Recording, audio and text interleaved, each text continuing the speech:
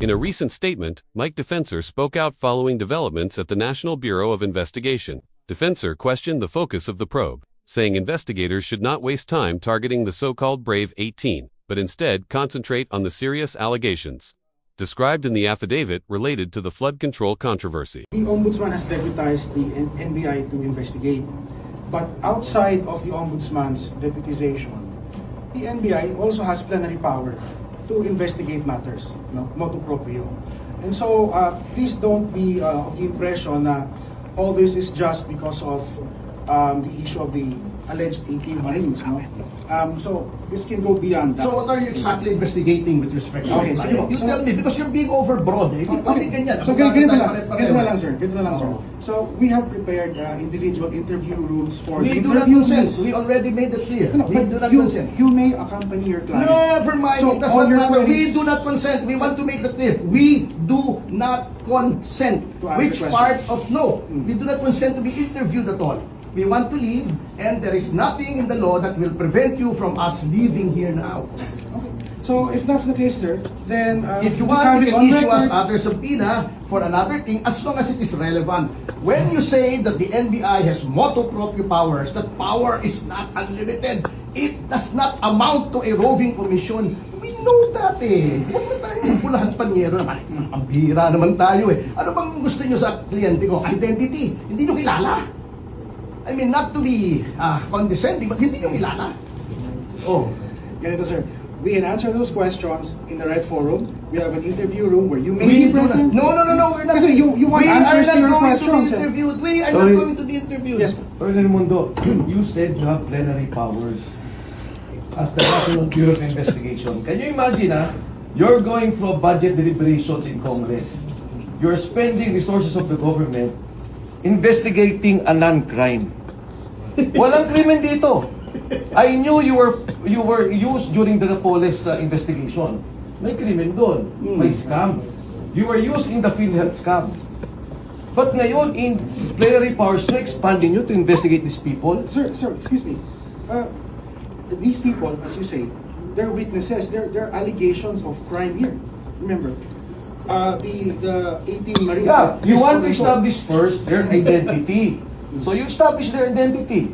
Now, if you want to investigate the affidavit, you investigate the substance. Pero for you to say na yung deputization nyo can go beyond the ombudsman, again, I'll repeat, you will go through a budget deliberations. And you are already saying that the NBI is doing this.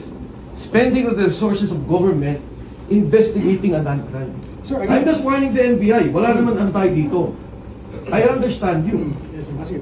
Sir, just to be clear, Attorney Mark Santiago. yes, sir, Attorney Mark. Attorney Mark Santiago, sir, we respect all your sentiments at hindi kami maglalagpas dun sa aming mandate.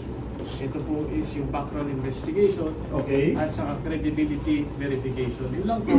Tapos yung credibility, yes sir, let me finish na sir. Let me finish na, sir. No. Sinabi mo hindi kayo lalampas, lumalampas ka lang ngayon eh. No sir, Oh. I'm explaining. I'm not, let's not be overly dramatic sir. Simple lang. You may give, if you want, i-discuss po natin lahat sir. Sasabihin ko lang po na credibility verification.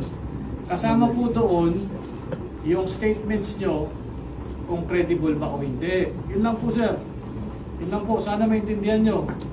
Yung statements nyo, kung consistent ba with evidence, consistent ba with yung logic, lahat po yun, kasi bago po mag-imbestiga yung ombudsman, yun po yung gagawin natin. Hindi po kami mag-imbestiga ng iba pa, nasama lang po yung mga iba, kasi base sa statements nyo, meron pong circumstances na kailangan imbestigahan para malaman yung credibility, sir. Yun lang po. So other than that, if you will refuse, of course you can refuse, sir. We're just here to inform you na yun po yung proceedings na mangyayari. Okay. Yung credibility po na sinasabi nyo, so you beyond the identity, you also want to establish the credibility of the 18. As stated in the deputization, sir. You're welcome to lead. You're welcome to lead. Ito, sir. Also, credibility verification of the 18 individuals. yun po who executed the joint affidavit. So, kasi sir, you filed a complaint to the Ombudsman. The Ombudsman deputized us to conduct background and credibility verification for their proceedings. So, I'm new basis for my client. I just want to know, she did not execute the affidavit as part of the affidavit. We're just wondering why she's saying Sige mo. definitely there's a basis for that. There is basis, it will be revealed later. No? As right now, as you can see, there's we're being, this is a semi-public forum, so we don't want to disclose that here. But it will be disclosed during the interview, which you are welcome to understand. So, is it okay to disclose we see the But, oh no, not here. Not here. Not here. kasi other witnesses will be subject to this, diba? I just want to know this participation.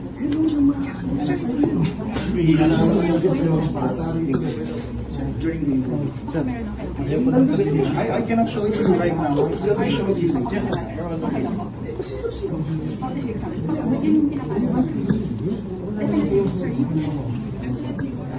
Okay, good.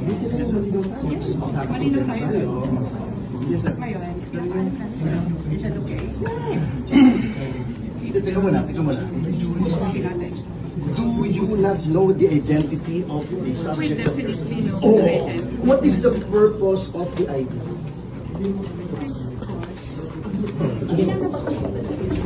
No, hindi. Yan ang pag-usapan yun ni Atty. Baligod. Oo, ikaw, sabi ko, Atty. Raimundo, meron ba kayong duda that this person in front of you is Secretary Mike Defensor? Wala po. Oh, We've yun naman already pala established eh. that. Oh, tapos. So, Yes, can sir. we leave now? Yes, sir. So, thank you. Thank you, sir. But sir, Thank let you me for just coming, make sir. it clear, no? I just want to respond to the allegation earlier that we're investigating a non-crime. That's not true po. As you can see in the joint affidavit of the quote 18 Marines, may allegations po of graft and corrupt practices, bribery, and other crimes. So, hindi po non-crime ito. May crime po tayo na-investigahan. Okay, sagutin mo ko ngayon. Sagutin mo ko ngayon. Ipapatawag mo ba yung mga binanggit nila? O hindi? O hindi?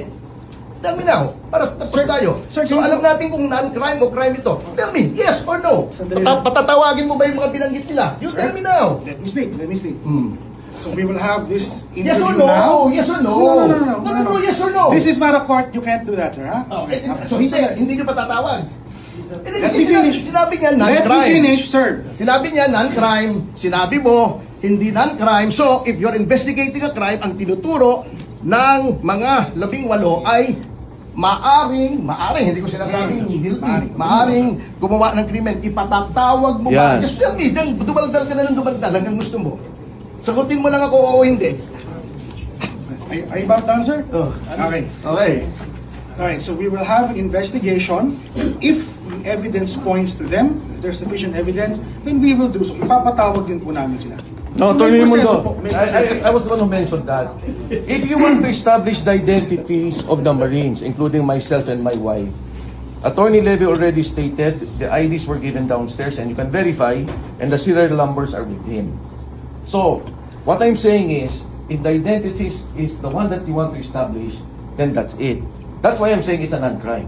Now, if it's a crime investigation, then you should call on those they pointed to. Kasi establish yun na yung identity eh. Yun lang ang gusto nyo establish eh. So once you have established their identities, yung tinuro nila, patawag nyo rin. Now it becomes a crime.